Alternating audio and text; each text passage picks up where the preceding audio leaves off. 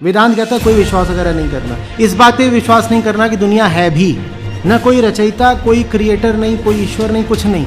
इस संसार की उत्पत्ति के कितनी अटकल डालें हमें कह का पता नहीं। चाहिए साइंटिस्ट बता दें इतने ऐसे होकर ऐसे होकर ऐसे होगा, इतने दिनों में ये पृथ्वी बनी, इतने में फलाना बना, ये तो अटकलबाजी है। परमेश्वर स्वयं आते हैं, अपनी जानकारी आप ही बताते हैं, अपने द्वारा रची हुई सृष्टि की जानकारी वे स्वयं ही दे सकते हैं। ये तो अंडरस्टूड है कि एक बनाने वाला कहीं बैठा हुआ है, कुछ नहीं, ये बेकार की कहानियां नहीं, ये बच्चों की बातें हैं। किन बाल कथाओं में उलझ गए तुम। 27 में क्या कहा, वो कहाँ रहता है परमात्मा? जो परमात्मा ध्रुव लोक के यानी तेजो में लोक के तीसरे पृष्ठ पर रहता है, तीसरे पृष्ठ पर विराजमान है।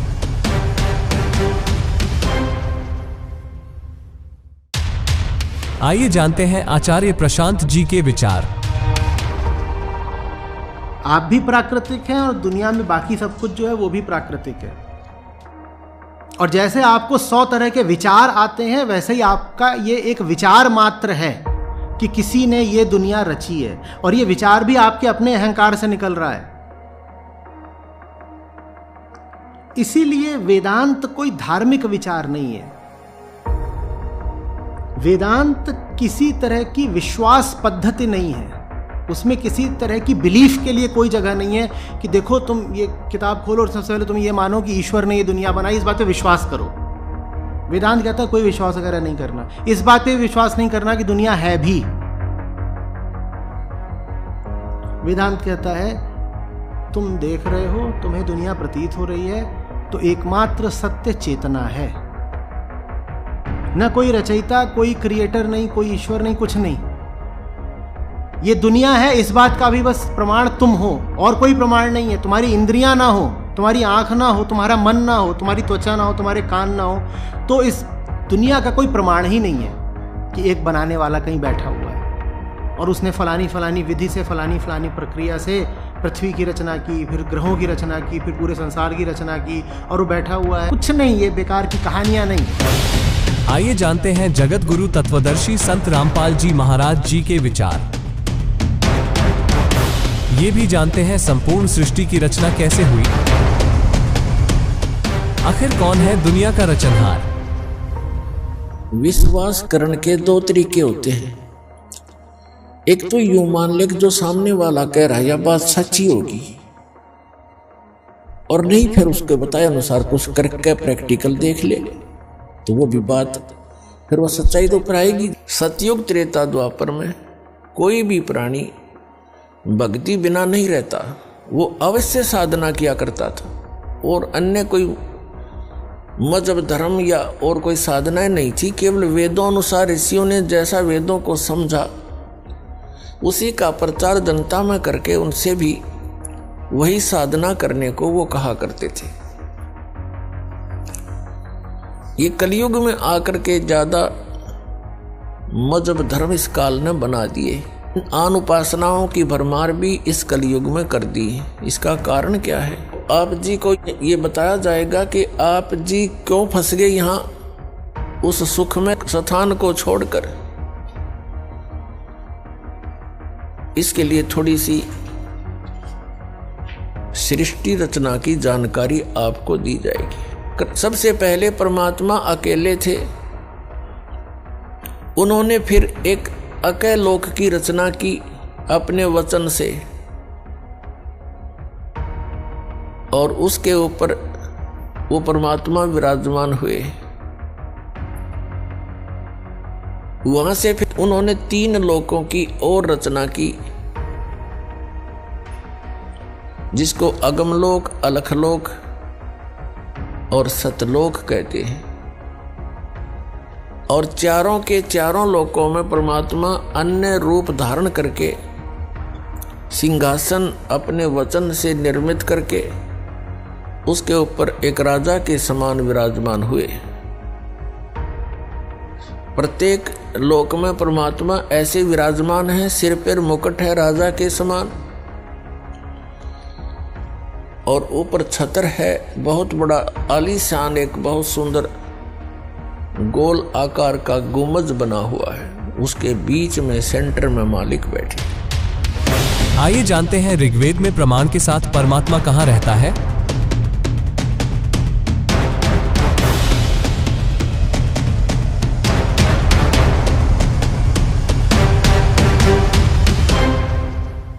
क्योंकि अब हम इसको प्रमाणित कर रहे थे, ऋग्वेद मंडल नंबर 9 सूक्त 86 के मंत्र 27 में क्या कहा, वो कहाँ रहता है वो परमात्मा? जो परमात्मा ध्रुवलोक के यानी तेजो में लोक के तीसरे पृष्ठ पर रहता है, तीसरे पृष्ठ पर विराजमान है, वो परमात्मा ऊपर के लोक में रहता है। ध्रुवलोक के यानी तेजो में लोक के भी तीसरे स्थान पर, वहां 3 पार्ट है सतलोक के। ऊपर के जितने लोक हैं उनको 3 विभागों में बांटा हुआ है, तो उनके सबसे ऊपर के लोक में बैठा वो परमात्मा। आइए जानते हैं आगे परमात्मा ने सृष्टि कैसे रची।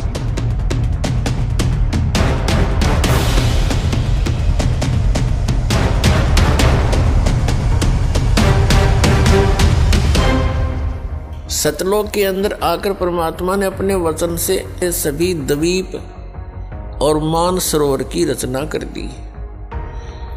उसके बाद परमात्मा ने 16 वचन उच्चारण किए। 16 वचनों से 16 पुत्रों की उत्पत्ति की वचन से। प्रत्येक को एक एक द्वीप में रहने को कह दिया। कुछ समय के उपरांत परमेश्वर सत्य पुरुष यानी कबीर जी ने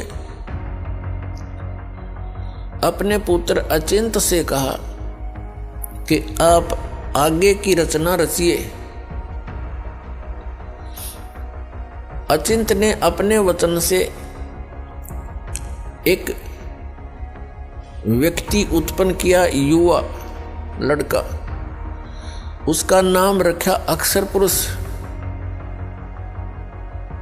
अक्षर पुरुष मान सरोवर के अंदर एक बहुत बड़ा अमृत का भरा हुआ सरोवर है, तालाब है। उस तालाब में जाकर स्नान करने के लिए गया था, वहां पर वो निंद्रा आ गई, उसमें गहरे जाकर सो गया। वहां पर श्वासों से शरीर नहीं है सतलोक के अंदर। काफी समय ऐसे ही बीत गया। उसके बाद परमात्मा ने, सत्य पुरुष ने स्वयं ही सृष्टि रचना की। उसी सरोवर से जल उठाया, अपने वचन से उसको अंडा रूप दे दिया।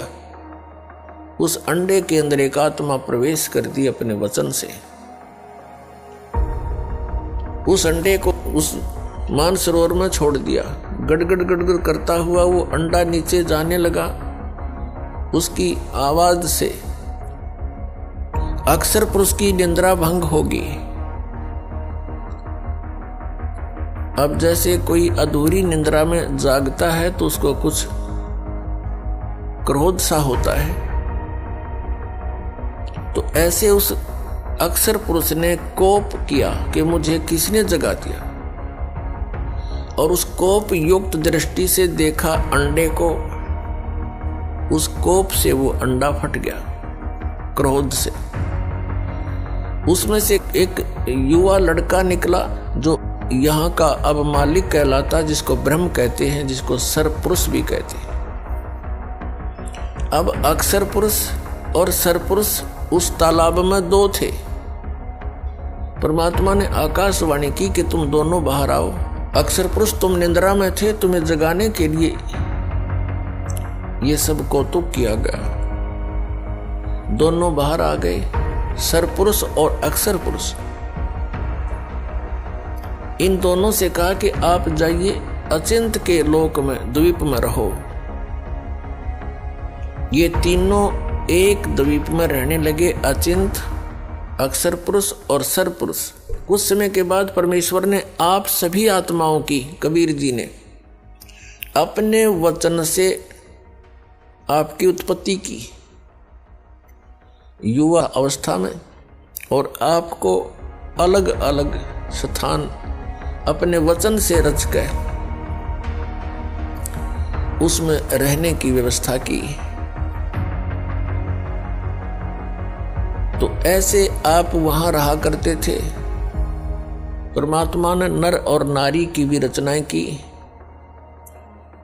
आपकी वहाँ संतान है, संपत्ति है, अलग अलग से बहुत सुंदर महलों में रहा करते थे, किसी चीज का अभाव नहीं, कोई राग द्वेष नहीं, सुंदर शरीर आपको प्राप्त था, तेज पुंज से एक ही तत्व का बना हुआ, ये 5 तत्व का बना हुआ है। इसके अंदर आप देखते हो कितना सुंदर आपको लग रहा है, ये बना किस मटेरियल से है? 5 तत्वों से, जिसमें मिट्टी, पवन, जल, अग्नि, वायु, आकाश, इनसे बना हुआ। और ये देख ले, इसमें कुछ दिखता नहीं, कितना सुंदर प्रारूप हो गया इसका। तो इसको बनाने के लिए जो व्यवस्था की गई है, यहाँ नर्मदा करके उनके द्वारा खाए गए उस 5 तत्व का ही मिश्रण, उसका प्रारूप बदल कर ये शरीर और ये हाड़ मांस का पुतला बन गया। इसका अंतिम संस्कार करते हैं, ये फिर उसी 5 तत्वों में फिर से मिल जाता है। तो सतलोक के अंदर एक तत्व से बना हुआ है, उसमें नाड़ी तंत्र नहीं हमारे शरीर में, तो वहां हम ठाठ से रहा करते थे, कोई चिंता नहीं थी, किसी चीज का अभाव नहीं था, काल मृत्यु नहीं, वृद्ध अवस्था नहीं थी, न बच्चे हमारे सामने मरते थे, न हम मरते थे, सब सुविधाएं हमें उपलब्ध थी। और एक विशेषता है, जब जीव को सर्व सुख प्राप्त हो जाते हैं तो ये परमात्मा को बोलता है। यह सबसे बड़ी कमी है जो हमें वहां दुख दे गई, और यहां पर भी यही व्यवस्था आपके अंदर है। जो भी आज सुखी है, जिसके पास संतान ठीक है, आगे संतान की भी संतान ठीक है, और सब स्वस्थ है, अच्छी पोस्ट है या कोई अच्छा धन उसके पास है, उसको आप जाकर समझाने की चेष्टा कीजिए, वो सुनने को तैयार नहीं। ये दुर्भाग्य उस प्राणी का जो परमात्मा से दूर हो गया, इस नकली सुख न प्राप्त करके, इस झूठे सुख को प्राप्त करके। तो यही समस्या हमारे सामने वहां उत्पन्न होगी। सब सुविधाएं उपलब्ध थी, कोई किसी चीज की वहां त्रुटि कमी नहीं थी।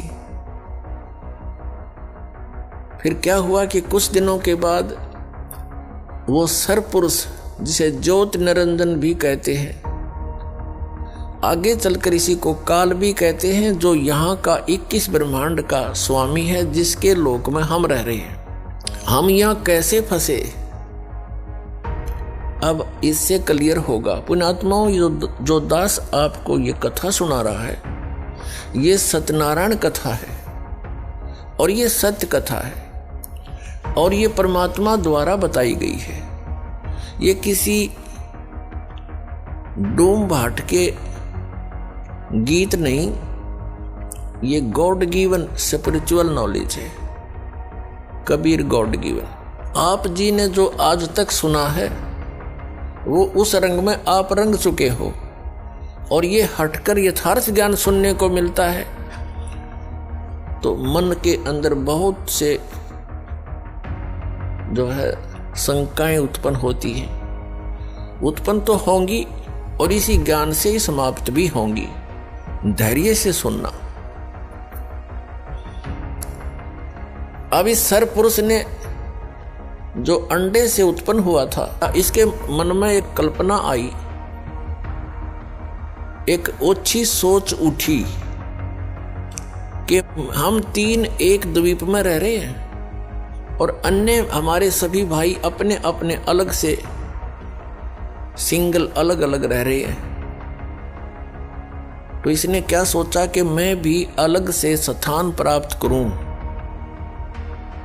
उसके लिए इसने तप शुरू किया, एक पैर पे खड़ा होके ये तप करता रहा, और हम सभी जो अपने सुख से रह रहे थे इसको देखने लगे। 70 युग तक ये एक पैर पे खड़ा रहा। तो पुण्यात्माओं, आज भी हमारे अंदर ये त्रुटि विद्यमान है। जैसे हम सुन लेते हैं कि उस स्थान पर एक महात्मा जी 2 वर्ष से खड़े हैं, बैठते नहीं हैं, तो गांव वाले तो सारे देखने जाएं और दूसरा भी जो भी सुने वो अवश्य जा देखने के लिए। 2 साल से खड़ा है, 2 वर्ष से खड़ा है, बैठता ही नहीं। तो ऐसी धारणा हमारे मन में बन गई कि युग 70 युग से खड़ा है, बहुत लंबे समय से। हम उसको चाहने लग गए, उसके ऊपर आसक्त हो गए। अपने आत्माओं, परमात्मा ने आकाशवाणी की, बहुत बार सतर्क किया, अनाउंसमेंट की कि आप इस कलाबाजी को मत देखें, अपना मस्त रहो। हम ऊपर से तो सावधान हो गए, पिताजी को, परमात्मा को आभास ना हो जा, लेकिन अंदर से कसक गई नहीं इसकी, हमारे जबरदस्त इसकी चाह बन गई, इच्छा बन गई। जब इसने 70 युग तप कर लिया तो परमात्मा कबीर जी ने, परमेश्वर ने पूछा कि क्या चाहता है तू सरपुरुष, क्या चाहता है ज्योत निरंजन। तब इसने कहा, पिताजी ये स्थान मेरे लिए कम है, मैं अलग से स्थान चाहता हूं।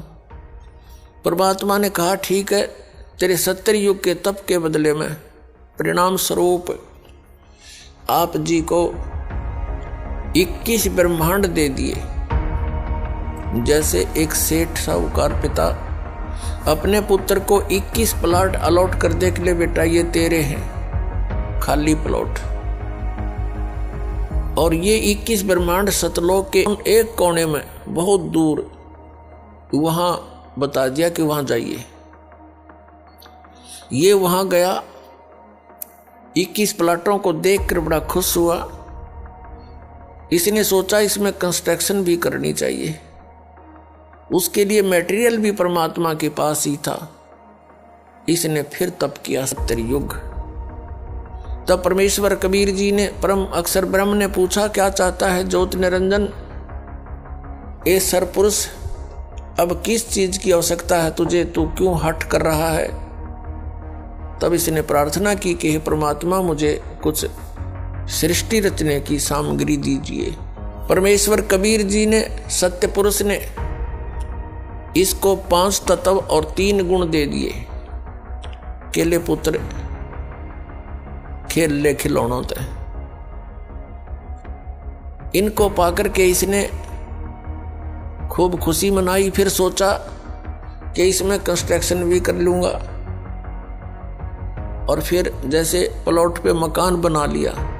तो इसने सोचा कि फिर इसमें कुछ आत्माएं भी रहे मेरे साथ, अकेले का दिल लगेगा कैसे। इसने फिर तप प्रारंभ किया। इसने सरपुरुष ने, ज्योत निरंजन ने। तो परमेश्वर ने पूछा कि तू क्या चाहता है, जो मांगा था तुझे दे दिया, अब क्यों सिर दर्द कर रहा तू, अपना चैन से रहे। तब इसने कहा, पिताजी मुझे कुछ आत्माएं दे दो, अकेले का दिल नहीं लग रहा है। परमात्मा ने कहा, भी बात सुन ले, ये जितने प्राणी यहाँ पर, जितने भी यहाँ पर रह रहे हैं हंस आत्माएं, ये सब मेरे वचन से उत्पन्न हुए हैं और ये मेरे अंश हैं। ये अपनी आत्मा में तुझे नहीं दे सकता, तो उनको बहुत दुखी कर देगा। तब इसने कहा, नहीं पिताजी, मैं सत का राज करूंगा, किसी के साथ अन्याय नहीं करूंगा। परमात्मा बोले, भाई कुछ भी कर चाहे ना कर, पर ये मैं नहीं दे सकता, ये मेरे अंश है। मालिक को पता था कि जितनी भी आत्माएं इसको चाह रही हैं, ये कंडेम हो गए। अपने परम पिता से हृदय हटाकर हम इस काल को चाहने लग गए, हम पति भरता पद से गिर गए। परमात्मा के हम दिल से उतर गए कि मैं इनको सब सुविधाएं दे रहा हूं, परमात्मा कह रहे हैं, और ये इसको क्या दे रहा है इनको, और इसको चाहने लग गए। कितने बुद्धू ये। तो परमात्मा कबीर जी ने ज्योति निरंजन से कहा कि यदि कोई आत्मा स्वेच्छा से तेरे साथ जाना चाहते हैं तो मैं भेज दूंगा, अन्यथा मैं नहीं भेजूंगा इन आत्माओं। वो तो अंतर्यामी है कबीर परमेश्वर जी, सत्य पुरुष जी। उनको पता था कि ये बिगड़ गए सारे, और ये अन्य को भी बिगाड़ देंगे जब यहां रह गए तो। जैसे एक सेब विक्रेता होता है, उसको वो सेब कितनी प्रिय होती है, और किसी सेब का कोई दाग लग जाता है, खराब हो जाती है, तो उसका जी तो बड़ा दुख पाता है, दिल बड़ा दुखता है। उस सेब को उन स्वस्थ सेबों से हटाकर दूर रखने में और कूड़े में फेंकनी पड़ती है उसको, लास्ट में सूअर खाया करे फिर उसको। यदि वो उसके रख ले उस सेब को तो अन्य का भी नाश कर दे वो। तो यही दशा आप जी हम सभी की वहां होगी थी। हम परमात्मा के कितने प्रिय थे, फिर भी हमारे को यहां फेंकना अनिवार्य समझा कि ये औरों ने भी खराब करेंगी। हम अपने पैर पे कुवाड़ा आप मार के आए हैं यहाँ पर। ये सत्कर मान लियो पुण्यात्माओं, ये कोई डूम बाट के गीत नहीं है। या जिस दिन तुम्हारे बात या सत्य कथा हृदय में समा जाएगी, उस दिन आप सतलोक के वासी हो जाओगे। ये विश्वास होना ही कठिन है। तो परमात्मा ने कहा कि इनसे पूछ ले, जो तेरे साथ जाना चाहता हूं मैं भेज दूंगा। तो पुण्यात्माओं, वो ज्योति निरंजन हमारे पास आया। हम तो पहले उसको चाह रहे थे, उसके आते ही चारों तरफ खड़े हो गए। उसने कहा कि मैंने पिताजी से 21 प्लाट लिए हैं, 21 ब्रह्मांड, उनमें ऐसे रचना रचूंगा, वहां पर ऐसे पहाड़ बनाऊंगा, झरने बनाऊंगा, फलदार वृक्ष लगाऊंगा। मेरे साथ चलोगे तुम? सभी ने हमने एक सुर में कहा कि यदि पिताजी आज्ञा दे देंगे तो हम आपके साथ चलने को तैयार हैं। ज्योति निरंजन ने आकर के परमात्मा से अर्ज की कि हे परमेश्वर, हे पिताजी, तो कुछ आत्माएं मेरे साथ जाने को तैयार हैं, आपकी अनुमति चाहते हैं। परमेश्वर ने कहा कि मेरे सामने हाँ भरवा दे, सहमति करवा दे, फिर मैं भेजूंगा। कबीर परमेश्वर यानी सत्य पुरुष जी और ये सर पुरुष ज्योति निरंजन, जो आगे चल के ये काल भी यही कहलाया, ये सर पुरुष हमारे पास आगे दोनों सर पुरुष और परम अक्षर पुरुष, यानी जिसको हम सत्य पुरुष कहते हैं। परमेश्वर ने आकर हमसे पूछा कि अभी जो हंस इस ज्योत स्वरूपी निरंजन यानी सरपुरुष के साथ जाना चाहता है वो हाथ खड़ा कर दे।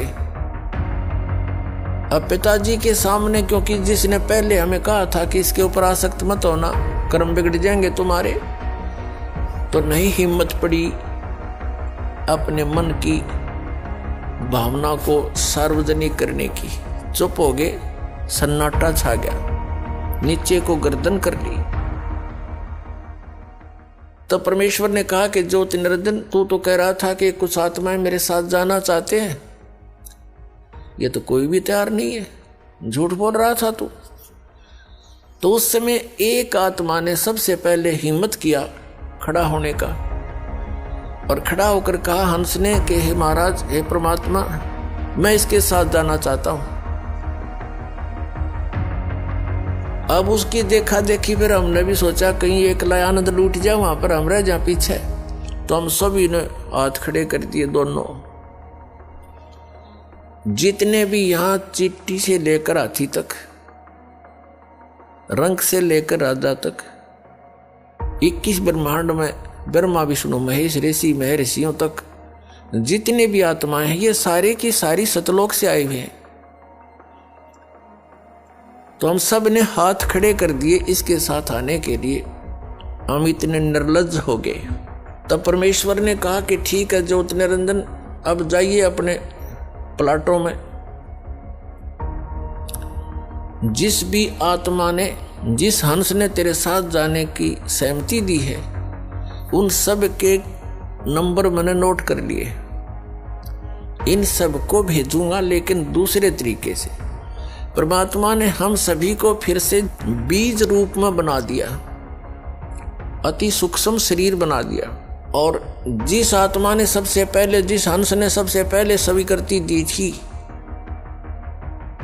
वो लीडर पा क्या था, उसकी लड़की बना दी, कन्या 18 वर्ष की, जैसे एज हो ऐसी।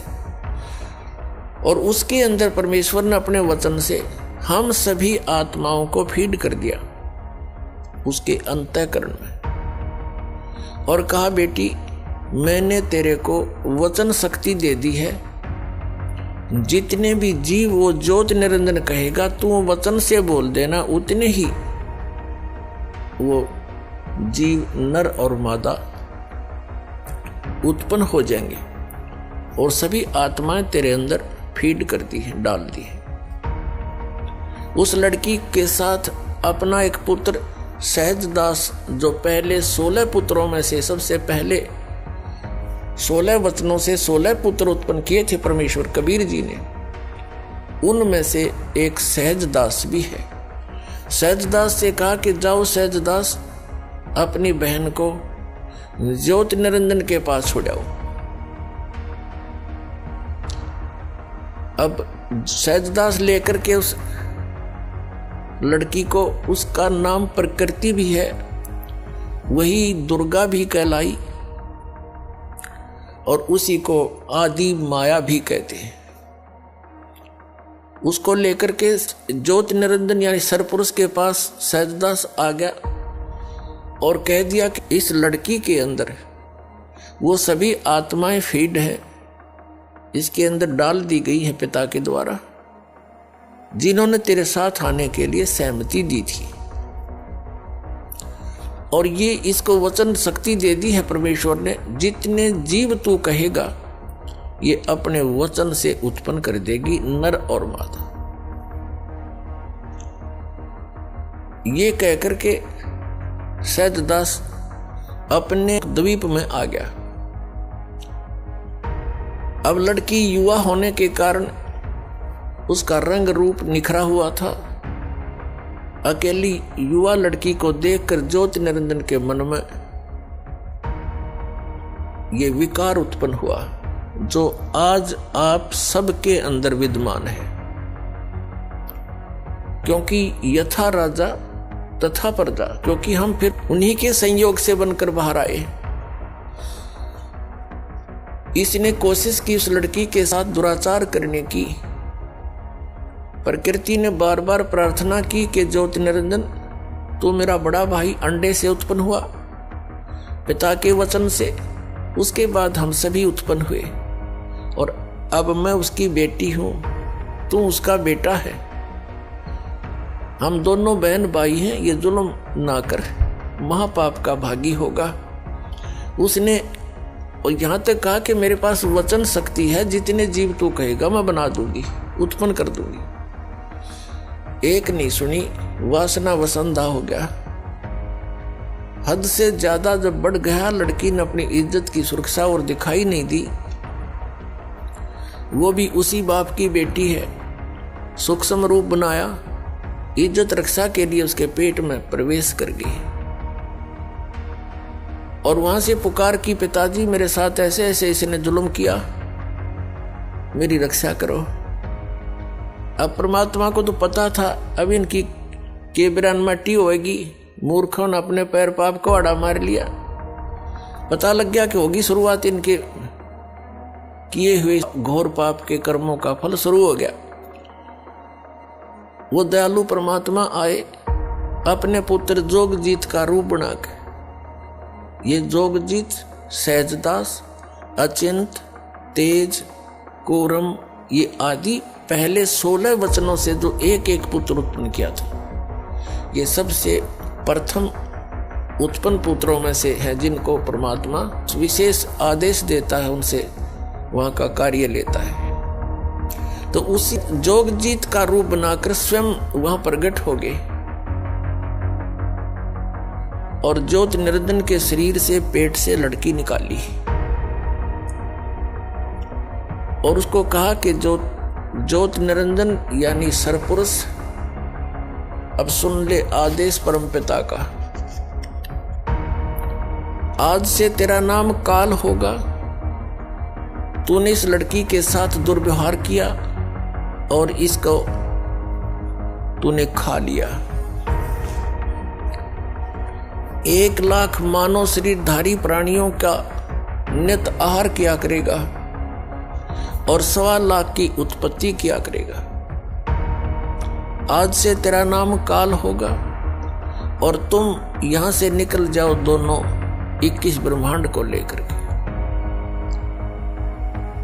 ऐसे लोक में, ऐसे सत्यलोक में, सच्चे लोक में जो ऐसे गलती करता है उसका यहां ठिकाना नहीं है। ये कह करके परमात्मा ने उसके 21 ब्रह्मांड चालू कर दिए। ऐसे चल पड़े जैसे विमान चल पड़ता है उस परमपिता के आदेश से। अब ज्योत निरंजन ने बहुत कोशिश की। अब उस ज्योत निरंजन ने जोगजीत अपना बड़ा भाई समझकर विनय बहुत किया कि मुझे अक्षमा करवा दे पिताजी से कहकर, फिर से गलती नहीं करूंगा। तब जोगजीत ने कहा कि निकल जा बस, अब तू ज्यादा समय नहीं तेरे लिए। अब वहां से चलकर ये 21 ब्रह्मांड उस सतलोक से 16 शंख कोश की दूरी पर आगे, एक कोश लगभग 3 किलोमीटर के आसपास होता है। और यहां आकर के ये चक्कर काटने लगे। इस काल ने क्या कर रखा है, 5 ब्रह्मांडों का एक ग्रुप बना रखा है। ऐसे ऐसे 4 महाब्रह्मांड बना रखे हैं जिसमें 5-5 ब्रह्मांड रोक रखे और एक ब्रह्मांड जो बहुत बड़ा क्षेत्र है उसने अपने निज स्थान के लिए अलग रखा है। और प्रत्येक ब्रह्मांड के अंदर सबसे ऊपर के स्थान पर इस काल ने अपनी अलग से राजधानी नियोजित की हुई है, बनाई हुई है।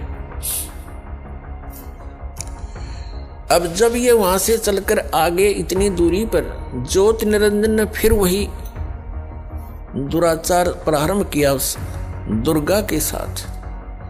दुर्गा ने कहा कि ज्योत निरंजन जुल्म ना करे, पहले तो मैं तेरी बड़ी बहन, अब मैं तेरे पेट से बाहर आएगी निकल कर तेरी बेटी होगी, तो कोई से नाते की तो लज्जा रख ले। वह तुझे यहाँ जीव चाहिए मैं उत्पन्न कर दूंगी। लेकिन इसने एक नहीं सुनी। अपने ही नख रेखा से, नख नाखूनों से, क्योंकि ये वचन शक्ति जो होती है जातम, ये बहुत बड़ी प्रबल होती है। इसको हम भौतिक विज्ञान से नहीं तोल सकते, उससे नापने की भी चेष्टा नहीं करनी चाहिए। ऐसे कैसे हो गया, ऐसे कैसे हो गया। तो इसने अपने नाखूनों से, वो परमात्मा ने क्या किया था कि उस लड़की के प्रजनन इंद्री नहीं लगाई थी और लड़की इसलिए बनाया था कि इसकी नीयत और देख लूं यो कितना बड़ी आदमी है। तो वो तो एक आने का नहीं पाया, युवा लड़की के ऊपर आसक्त हुआ, फिर वो नीचे आगे। तब इस काल ने ज्योत निरंजन अपने नाखूनों से अभद्र तरीके से और आध्यात्मिक शक्ति से लड़की को प्रजनन इंद्री लगाई। फिर इसने विलास किया, 3 बच्चों की उत्पत्ति की। अपुण्यात्माओं, जैसे आध्यात्मिक शक्ति को भौतिक विज्ञान से हम नहीं नाप सकते और इस कारण से हम इसको नकारा नहीं कर सकते, ना करना चाहिए। यदि आपने अध्यात्म मार्ग में आगे बढ़ना है तो अध्यात्म मार्ग में जिसको हम इम्पॉसिबल कहते हैं वो इम्पॉसिबल नहीं होता। जैसे अगस्त ऋषि ने इन 7 समुद्रों को एक ही घूंट में, एक चुल्लू में यूं उठाया था और पान कर गया, सारे सूख ही गए थे। तो आज की भौतिक विज्ञान इस बात को मान सकती है, वो ना मानने दे, पर यदि आपने इस भक्ति मार्ग पर आगे बढ़ना, ये सारी सच्ची समझना। तो उसने क्या किया, अपने आत्माओं, अब काल ने क्या कहा कि अब मेरा कौन क्या बिगाड़ेगा। अब जो सजा मुझे मिलनी थी मिल गई, मनमानी करूंगा, सब तरह से उसको डरा धमका दिया। अब दुर्गा को और कोई विकल्प दिखाई नहीं दिया। दुर्गा ने उसको समर्पित कर दिया और प्रत्येक आज्ञा का पालन करने लगी उसके डर से। तो उसने कहा कि मेरा भेद किसी को नहीं देगी तू, नहीं तो तेरी खैर नहीं है। किसी को नहीं बताना मैं कैसा हूं, कहां रहता हूं, और आज के बाद तू सारे ब्रह्मांड में, इन 21 ब्रह्मांडों का तू ही संचार यानी कंट्रोल करेगी, इसको संभालेगी। अब दुर्गा ने कहा कि एक बात बता, मैं एक स्त्री और इतने काम को कैसे संभाल सकूंगी, अब तू मेरे साथ तो रह कम से कम। तो उसने कहा कि नहीं, मैं ऐसे स्थान पर रहूंगा वहां कोई नहीं जा सकता, और वहां पर तू भी मेरी ही आज्ञा और वचन से ऊपर आ सकती है, अन्यथा तेरी भी हिम्मत वहां आने की नहीं होगी, ऐसी व्यवस्था करूंगा। अब दुर्गा के पास कोई विकल्प नहीं था, अपने पैर पर आप कुआड़ा मार के आई थी, सारी बात स्वीकार कर ली। कहा कि मेरा भेद मत देना, मेरे विषय में किसी को नहीं बताना। अपने आत्माओं, जैसे हम पहले सुना करते थे, एक समय आप सुनते रहे हो, जैसे ब्राह्मण लोग बच्चों का विवाह कराते हैं, जब उनके फेरे कराते हैं, हमने खूब सुना करते हम, वो क्या कहा करते, सटाट यहां से करा करते, काश्यप गोत्रा काश्यप गोत्री। तो हमारे कोई बुद्धि में नहीं आया करते, हमने सोचा इनका कोई सेंटेंस श्लोक होगा, ऐसे बोलते हैं। तो यहां परमात्मा से परिचित आदरणीय गरीबदास साहिब जी, गांव छुड़ानी, जिला झज्जर वाले ने परमात्मा से प्राप्त ज्ञान के आधार से कहा कि काश्यप गोत्रा और काश्यप गोत्री पंडित शाखा लाया, और कोई तत्वेता ज्ञानी जाने, वो बाण बहन ब्याह घर लाया। अब एक ही गोत्र की शुरू में ही बोलता है ब्राह्मण, फेरे कराने वाला काश्यप गोत्रा काश्यप गोत्री, तो दोनों बाण भाई तो शुरू में बढ़ा दिए उसने। तो यहां गरीबदास जी कहते हैं, काश्यप गोत्रा काश्यप गोत्री पंडित शाखा लाया, यानी उस पंडित ने ये वचन बोला, और कोई तत्वेता ज्ञानी जाने, बहन ब्याह घर लाया।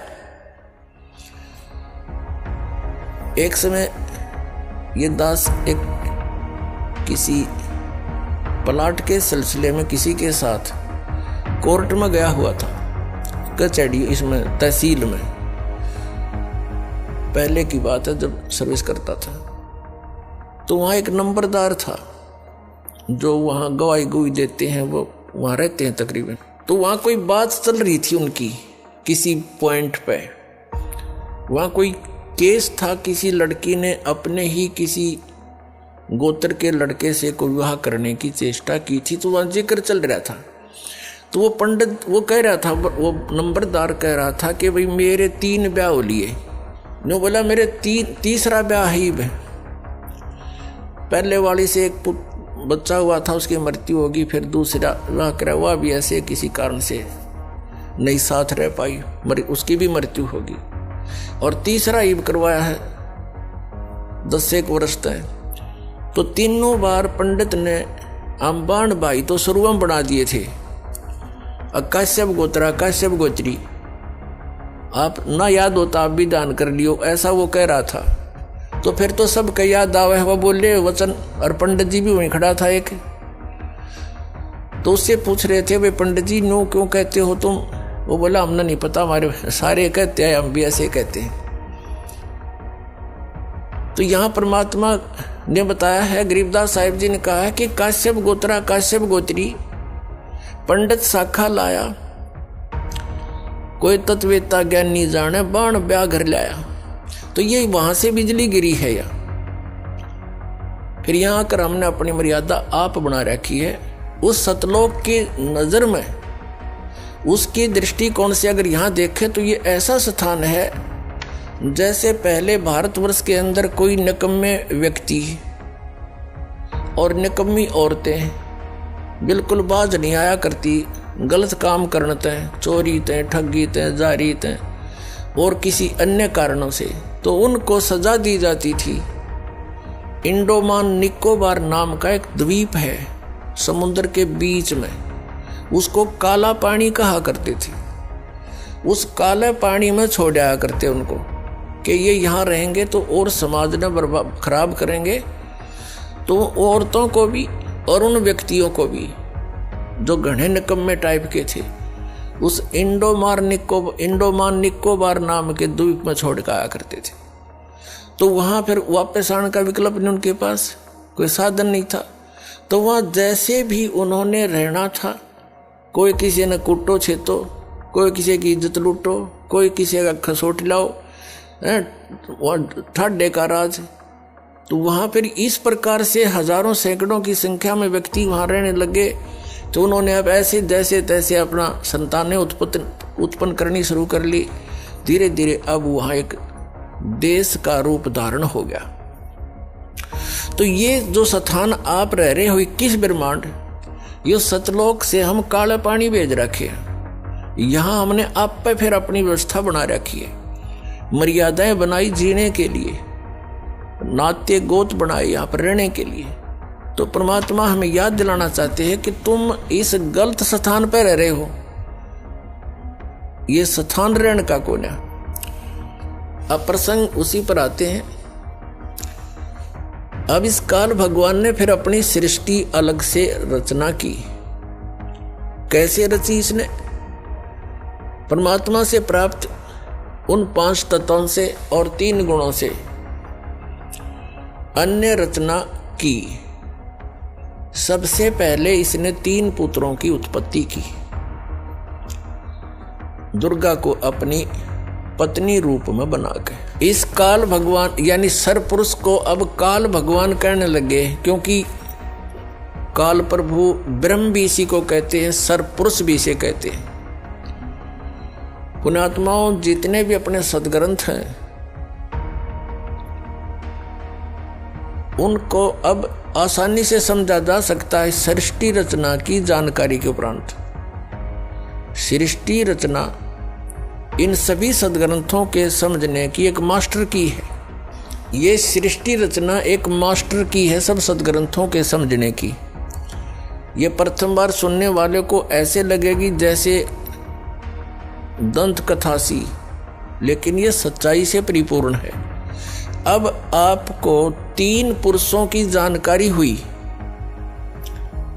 एक सरपुरुष जो अंडे से बना, मान ले के कबीर परमात्मा के वचन से, एक अक्षर पुरुष जो अचिंत के वचन से उत्पन्न हुआ था, और वो तीसरा जो सबका मालिक वो परम अक्षर पुरुष है जिसको सत्य पुरुष भी कहते हैं। तो अपने सदग्रंथ इसका संकेत बहुत दे रहे हैं, लेकिन हम समझ नहीं सके क्योंकि हमारे पास ये मास्टर की नहीं थी या मुख्य चाबी नहीं थी। सृष्टि रचना का हमें ज्ञान नहीं था। सृष्टि रचना का ज्ञान रचने वाला ही दे सकता है। तो उस परम अक्षर ब्रह्म सतपुरुष कबीर जी ने आकर के हमें यह सृष्टि रचना का ज्ञान दिया, और उस ज्ञान को दास अब आपके रूबरू कर रहा है, आपके समक्ष पेश कर रहा है और सभी सदग्रंथों से प्रमाणित कर रहा है। श्रीमद् भगवत गीता। अब थोड़ा सा आपको इन तीनों पुत्रों की उत्पत्ति बता करके फिर सदग्रंथों का रेफरेंस देंगे, आसानी तो समझ में आओगा। तो सबसे पहले इस सृष्टि रचना के अंदर और इस सारे अध्यात्म ज्ञान को समझने के लिए आप जी को एक चित्र दिखाते हैं जो आसानी तो समझ में आओगा। देखिएगा, ये एक ब्रह्मांड है, ये एक ब्रह्मांड का चित्र है। ये ऐसा समझो, ये एक ब्रह्मांड है। ये सारा कुछ, ये जो बाउंड्री नजर आ रही है आपको, ये एक ब्रह्मांड है। इसकी इलिप्टिकल शेप है, अंडे जैसी।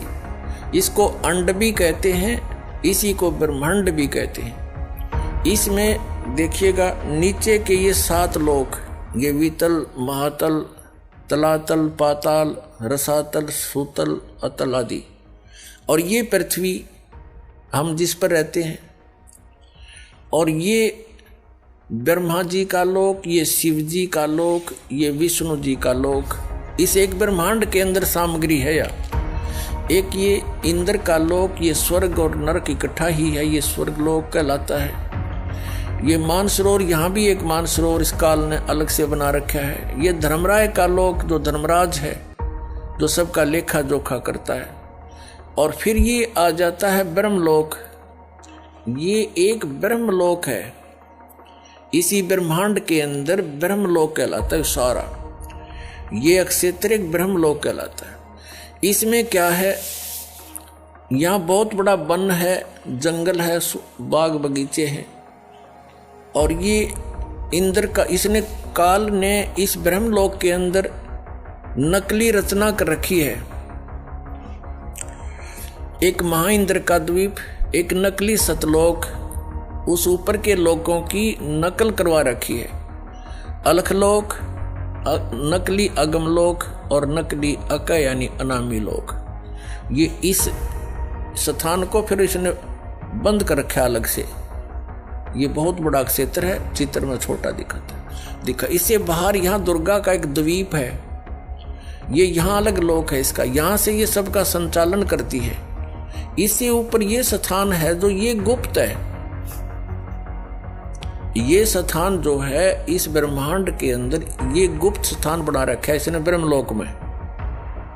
और यहाँ पर इसने 3 स्थान बना रखे हैं के संयोग से जो पुत्र उत्पन्न होता है वो सतोगुण युक्त हो जाता है, उसका नाम वो विष्णु रख देते हैं और ऐसी ही शकल का बन जाता है। तीसरा ये तमोगुण प्रधान क्षेत्र है, इसमें ये स्वयं शिव रूप में रहता है। इसको महाशिव कहने लगे बगैर ज्ञान से। महाशिव रूप में रहता है, दुर्गा को पार्वती रूप में रखता है। और इन दोनों के संयोग से जो पुत्र उत्पन्न होता है वो तमोगुण युक्त हो जाता है। उसको शंकर और शिव नाम दे करके ये अपनी सृष्टि चलवाता है तीनों से। और ये स्वयं यहाँ रहता। चलिए, ये 3 स्थान है, एक रजोगुण प्रधान क्षेत्र, दूसरा सतोगुण प्रधान क्षेत्र, तीसरा तमोगुण प्रधान क्षेत्र। यहाँ ये दुर्गा को ऊपर ले लेता है, इनकी उत्पत्ति करके दुर्गा को वापस भेज देता है। इन तीनों बच्चों को यहाँ नीचे भेज देता है, कोमा में रखती है ये, और फिर इनको अलग अलग स्थानों पर छोड़ देती है। इनकी राजधानियां बना करके इनको अलग अलग स्थान पर इनका विवाह करके तीनों का, और अपने ब्रह्मांड का संचालन करवाता है। अब रजोगुण प्रधान क्षेत्र कैसा होता है, तमोगुण प्रधान क्षेत्र कैसा होता है, और सतोगुण प्रधान कैसा होता है। जैसे एक मकान के अंदर 3 कक्ष हों, एक कमरे के अंदर अश्लील चित्र लगे हों और दूसरे में चित्र लगे हों साधु संत फकीरों के, और तीसरे में लगे हों शहीदों और शूरवीरों के। तो जिस कक्ष के अंदर अश्लील चित्र लगे हैं उसमें जब व्यक्ति जाते हैं उनका मन भी वैसा ही मलिन बन जाता है, वैसी भावनाएं उत्पन्न होने लग जाती हैं। और जब वो उस सतोगुण प्रधान क्षेत्र में यानी उस सतोगुण प्रधान क्षेत्र में, यानी जिसमें साधु संत फकीरों के महापुरुषों के फोटो लगे हों, वहां जाते ही मन की भावना बदल जाती है। तो जब तक उसमें रहता उसके वैसे ही विचार रहते हैं, क्योंकि उनकी कहानी से, उनकी जीवनी से वो परिचित होता है। और वही व्यक्ति फिर जाता है उस सूरवीरों के जहाँ चित्र लगे हैं उस कक्ष में शहीदों के, तो उनकी कुर्बानियों से भी परिचित होता है। उनको पढ़ पढ़ के, सुन सुन के, उनके विचार करके उनके वैसे ही भाव बन जाते हैं। ठीक इसी प्रकार इसने सुनियोजित तरीके से हम सबको यहाँ फंसा रखा है। इन 3 पुत्रों को जब ये युवा हो जाते हैं, जब ये युवा होते हैं, तब तक इनको कोमा में रखता है और इनकी परवरिश जारी रखता है, इनको अचेत रखता है। पुण्यात्माओं, आजकल हमने बहुत से प्रमाण देखे हैं। एक व्यक्ति आया था हमारे पास, उसने बताया कि मेरा लड़का 16 वर्ष की आयु में कोमा में चला गया किसी दुर्घटना के कारण। आज वो 30 वर्ष का हो गया, 14 वर्ष से वो कोमा में है। उसको नली से दूध और कुछ खिलाते पिलाते हैं और वो जीवित है, कोमा में पड़ा है 14 वर्ष से। तो इस परमात्मा के विधान को समझने में अब ये भौतिक विज्ञान भी आपका सहयोग दे रही है। जब ये युवा हो जाते हैं, इन तीनों को सचेत कर देते हैं। ब्रह्मा जी को, जैसे विष्णु जी को शेष नाग की सैया पर समुद्र में लिटा दिया और उसके नाभि से एक कमल निकाल दिया जादूगर ने, इस काल ने, और उस कमल के फूल के ऊपर ब्रह्मा जी को सचेत कर दिया, बैठा दिया, फिर सचेत कर दिया। शंकर जी को एक कैलाश पर्वत पर बेहोश रखा हुआ था, वहां सचेत कर दिया। फिर इन तीनों को सचेत कर दिया, इकट्ठे कर दिए और फिर इनको आदेश दे दिया कि तुम अपना अपना काम करो। ब्रह्मा जी को सृष्टि रचने का, विष्णु जी को सतीथि बनाने का और शंकर जी को संहार करने का। उनमें तीनों वो गुण बना ही रखे थे पहले ही। अब जैसे ये भगवान, फिर इनका विवाह कर दिया। दुर्गा ने अपने ही 3 रूप, अपने वचन से 3 लड़कियां उत्पन्न की, उनको समुद्र में छुपा दिया। इन तीनों को समुद्र, उसमें सागर मंथन के लिए भेजा। ये 3 लड़कियां निकली, तीनों को लेकर के मां के पास आ गए।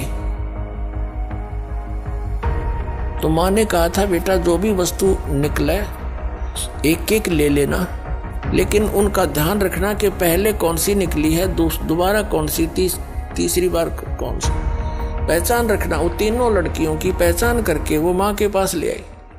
उनको बता दिया कि ये प्रथम निकली थी, ये द्वितीय, ये तीसरी बार।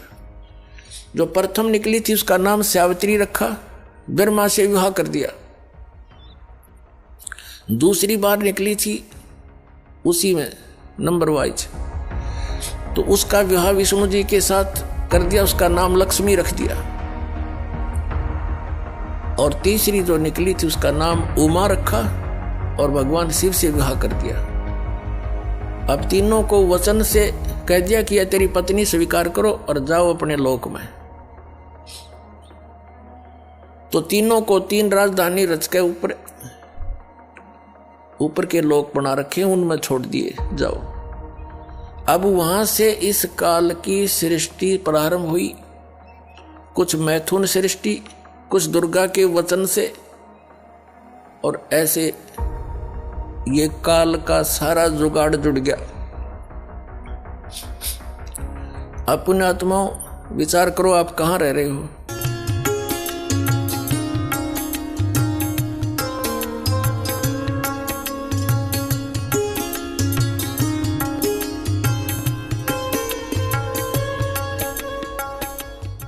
सौ वर्ष पहले परमात्मा कबीर जी ने जो वाणी बोली थी, पवित्र कबीर सागर के अंदर विद्यमान है। आप देखिएगा, प्रथम खंड कबीर पंथी भारत पथिक स्वामी युगलानंद बिहारी द्वारा पुरस्कृत। और ये कहाँ से छपा है? प्रकाशक एवं मुद्रक हैं खेमरा श्री कृष्ण दास प्रकाशन, अध्यक्ष श्री वेंकटेश्वर प्रेस, खेमरा श्री कृष्ण दास मार्ग, मुंबई से। अब इसके अंदर हम आपको दिखाते हैं सृष्टि रचना। ये है ज्ञान बोध नामक एक अध्याय है और ये बोध सागर एक खंड है। ये देखिएगा 21 पृष्ठ पे नीचे परमात्मा ने 600 वर्ष पहले अपनी प्यारी आत्मा धर्मदास को ये ज्ञान दिया था। धर्मदास ये जग बोराना, कोई न जाने पद निर्वाणा। यही कारण मैं कथा पसारा, जग से कहिए वो राम नियारा। ये नाम नहीं है, ये गलत लिखा है कबीरपंथियों ने। ये बाद में संशोधन में इन्होंने अपने हिसाब से कुछ गड़बड़ी कर रखी है।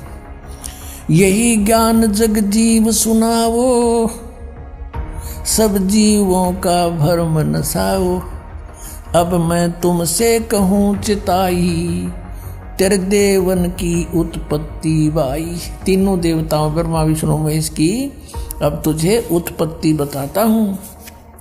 कुछ संक्षेप कहूँ गहुराई, सब संशय तुम्हारे मिट जाई। भरम गए जग वेद पुराना, आदि राम का भेद न जाना। ये नाम गलत लिखा है, राम है, आगे चलकर क्लियर होगा। यो राम राम सब जगत बखाने, आदि राम कोई बिरला जाने। ये राम है शब्द है, गलत लिखा है कि सभी राम राम कहते हैं। उस आदि राम सनातन परमात्मा को कोई बिरला ही जानता। ये राम शब्द है, नाम नहीं। इन संशोधनकर्ताओं ने अपनी अज्ञान सोच से कुछ इसमें गड़बड़ी कर रखी है, वही हम शुद्ध कर लेंगे। राम राम सब जगत बखाने, आदि राम कोई बिरला जाने। ज्ञानी सुने सो हृदय लगाई, मूर्ख सुने तो गम ना पाई। माँ अष्टंगी पिता निरंजन, ये जमदारुण वंशन अंजन। इन ब्रह्मा विष्णु महेश की माता तो अष्टंगी दुर्गा है, इनका पिता ज्योत निरंजन है। पहले कीन निरंजन राई, पीछे से माया उपजाई। कहते पहले तो ज्योत निरंजन को उत्पन्न किया इस काल को अंडे से, और पीछे से दुर्गा की उत्पत्ति की। माया रूप देख अति शोभा, यो देव निरंजन तन मन लोभा। दुर्गा के सुंदर रूप को देखकर इसके मन में दोष आ गया। कामदेव धर्मराय सताए, देवी को तुरंत धर खाए। पेट से देवी करी पुकारी, हे साहेब मोहे करो उबारी। पेट से दुर्गा ने पुकार करी। टेर सुनी सतगुरता आए, अष्टंगी को बंद छुड़वाए। परमात्मा कहते हैं कि टेर सुनी तहाँ हम आए। यहाँ इन्होंने अपने हिसाब से लिख दिया, सतगुरु तहाँ आए, अष्टंगी के बंद छुड़वाए, यानी उसके पेट से निकाले बंधन से। अब 22 पृष्ठ पर ज्ञान बोध। धर्मराय को हिकमत की ना, नख रेखा से भग कर लेना। नाखनों से स्त्री इंद्री लगा बना दी। धर्मराय करे भोग विलासा, माया को रही तब आशा। ये दुर्गा प्रेग्नेंट हुई। 3 पुत्र अष्टंगी जाए, ब्रह्मा विष्णु शिव नाम धराए। 3 देव विस्तार चलावे, इनमें यो जग धोखा खावे। पुरुष गम कैसे के पावे, काल निरंजन जग भरमावे। 3 लोक अपने सुत दीना, सुन निरंजन बासालीना। अलख निरंजन सुन ठिकाना, ब्रह्मा विष्णु शिव भेद न जाना। आज तक ब्रह्मा विष्णु महेश को नहीं पता हमारा पिता कौन है। 3 देव सो उसको ध्यावे, निरंजन का वो पार न पावे। ये तीनों देवता ब्रह्मा विष्णु महेश कहते आज तक उसी की खोज में लग रहे, न वो भी ना पा लिया। सतलोक तो बहुत दूर की बात है। अलख निरंजन बड़ा बटपारा, बटपारा माने ठग, धोखेबाज है ये। और 3 लोक जीव कीन आहारा, तीनों लोक के जीवों को खा रहा है। पाताल लोक, स्वर्ग लोक, पृथ्वी लोक। ब्रह्मा विष्णु शिव नहीं बचाए, सकल खाए पुन धूल उड़ाए। ब्रह्मा विष्णु महेश को भी खाता है, इनकी भी जन्म मृत्यु होती है। तिनके सुत हैं तीनों देवा, अंदर जीव करते हैं सेवा। कहते हैं इन दुर्गा और काल के तीन पुत्र हैं, और ये तत्व ज्ञानहीन प्राणी इन की पूजा करते हैं, काल की पूजा करते हैं। ये अकाल पुरुष काहू नहीं चीन्या, काल पाए सभी गैलीन्या। तीन देव और असुर अवतारा, ताको बजे सकल संसारा। तीन देवताओं को, और फिर जैसे राम के साथ रावण की भी गेले महिमा गावे हैं, कहते हैं असुरों को भी गेले बजे ये। और तीन गुणों का ये विस्तारा, धर्मदास मैं कहूँ पुकारा। तीनों गुण रजगुण ब्रह्मा सतगुण विष्णु तम गुण शिव जी। गुण तीनों की भक्ति में ये भूल पड़ो संसार, कहे कबीर निज नाम बिन कैसे उतरो पार। तीन देव की करते भक्ति, उनकी कदे ना होवे मुक्ति। अपने आत्माओं, परमात्मा ने 600 वर्ष पहले आकर यह अपने द्वारा रची हुई सृष्टि एज इट इज बता दी थी।